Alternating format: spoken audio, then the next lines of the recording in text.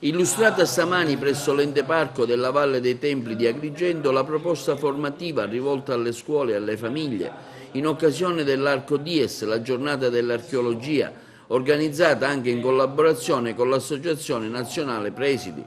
Presenti all'evento numerosi dirigenti scolastici della nostra provincia. Ha aperto i lavori il dottore Giuseppe Parello, direttore dell'Ente Parco Agrigento. L'obiettivo è naturalmente quello di trasferire la conoscenza del patrimonio alle giovani generazioni perché ne possano trarre giovamento, diciamo, nella fase formativa, ma contribuire ad acquisire coscienza dell'importanza della custodia del patrimonio e del trasferimento alle giovani generazioni. Ovviamente lo stiamo facendo anche utilizzando metodologie e linguaggi assolutamente attuali. Questa collaborazione con l'Associazione Nazionale Presidi cosa vuol dire?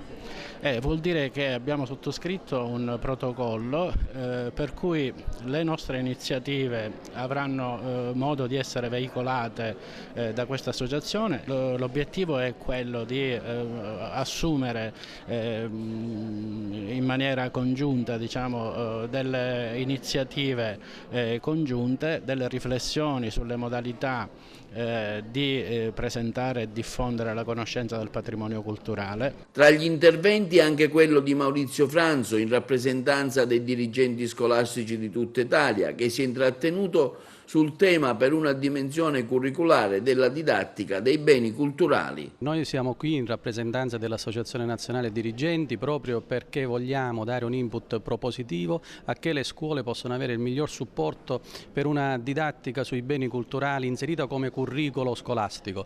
La Sicilia credo che debba prendere da spunto per uno sviluppo passando dalla conoscenza e dalla consapevolezza del patrimonio enorme che noi possediamo. Ecco, i ragazzi in questo caso che ruolo avranno?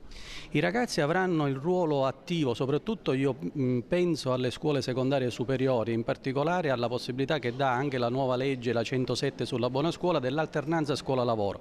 Ci sono già buone pratiche esistenti in varie scuole, io ritengo che queste pratiche debbano essere sedimentate e inserite proprio nel curricolo scolastico delle scuole siciliane. L'iniziativa si rivolge a tutte le scuole, io sono qua proprio per dare un supporto tecnico a che tutti i dirigenti scolastici di tutte le scuole siciliane possano prendere spunto da questa iniziativa per poterla disseminare in tutto il nostro territorio siciliano.